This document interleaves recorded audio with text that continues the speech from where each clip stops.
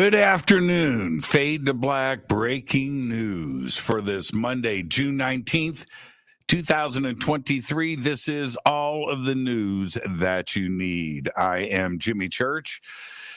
I'm going to start off with this. It was a crazy weekend.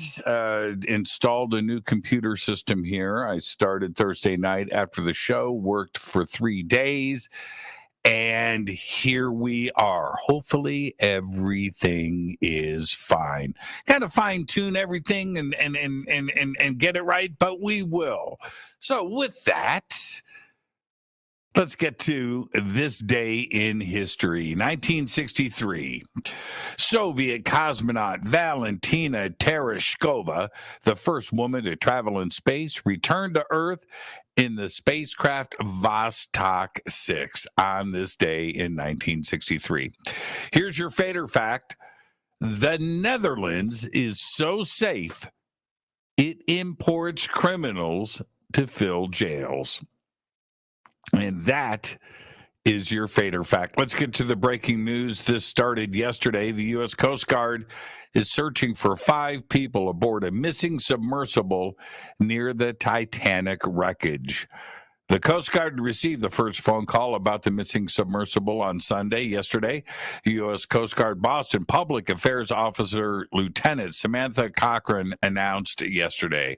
According to the website run by the tour operator, Ocean Gate Expeditions, the submersible holds up to 5 people, a pilot, a content expert, and 3 paying passengers. There are 2 aircraft and a ship on the scene right now searching. I'll keep you posted. Researchers in Korea say the removal of groundwater around the world for drinking and irrigation is altering the Earth's mass and in turn making its axis wobble. According to the team, we've shifted a large mass of water that the Earth tilted 31 inches east between 1993 and 2010 alone. Changing the position of the axis can potentially increase the amount of sunlight the poles are getting, which can increase the melting of polar ice. And in a vicious cycle, melting ice and resulting sea level rises can alter Earth's mass distribution even further, past research has shown. That is absolutely incredible. Scientists have made a link between cosmic radiation and earthquakes for the first time. The Credo project, initiated in 2016 by the Institute of Nuclear Physics of the Polish Academy of Sciences in Krakow, Poland, is working to analyze how earthquakes can be predicted by measuring cosmic radiation.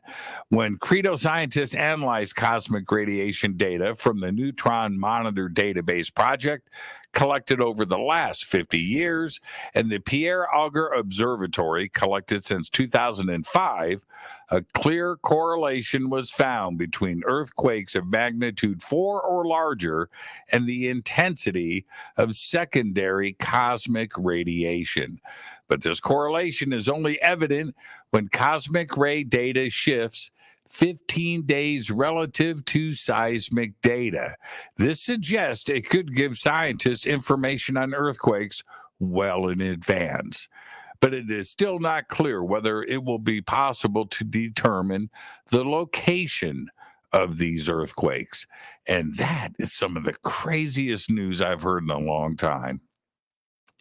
In Chile's Atacama Desert, high in the mountains, the world's largest optical telescope is taking shape. Construction of the extremely large telescope, called the ELT, is going well as the steel frame of the telescope's dome is pieced together bit by bit. When finished, the entire dome will weigh 6,100 tons and will house the primary mirror made up of almost 800 individual segments. The ELT will be capable of collecting more light than all the existing 8 to 10 meter telescopes on the planet combined. Wow. The ESA JAXA Bepi Colombo mission is gearing up for its next close flyby of Mercury later tonight, when it will pass the planet's surface at an altitude of about 236 kilometers, and that is close. This is the third of 6 gravity assist flybys at Mercury that ESA's spacecraft operation team is guiding Bepi Colombo through. The flybys, together with more than 15,000 hours worth of challenging solar electric propulsion operations, are needed to help the spacecraft flight against the enormous gravitational pull of our sun, so that it can eventually lose enough energy to be captured into Mercury's orbit in 2025. The closest approach of tonight's flyby will take place at around 6:34 p.m. Pacific time. Bepi Colombo will approach on the night side of the planet, meaning the most interesting views of Mercury's surface will be recorded by the spacecraft's monitoring cameras about 13 minutes later. The first images are expected to be released tomorrow. And finally, I'll leave you with this. Fox News' years-long streak of weekly rating dominance has ended, with new data showing that it gave up the top spot to its rival network, MSNBC.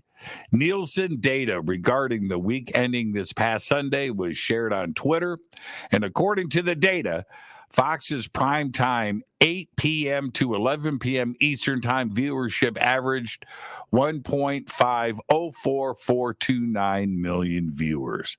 The average viewership for MSNBC over the same time frame averaged 1.520,857, narrowly beating out the conservative network that has so long been a leader in cable news viewership. The data from last week marks the end of a 120-week streak of rating dominance for Fox News. This development comes as Fox News continues to bleed viewership after the abrupt firing of host Tucker Carlson, one of the biggest ratings draws, in late April. The network has yet to name a permanent replacement for its 8 p.m. Eastern Time prime time slot. Wow. And there you go. That's all the Fade to Black breaking news that you need for this Monday, June 19th, 2023. Fade to Black breaking news is produced by Renee Newman. I'm Jimmy Church. Go back, Lee Tappy.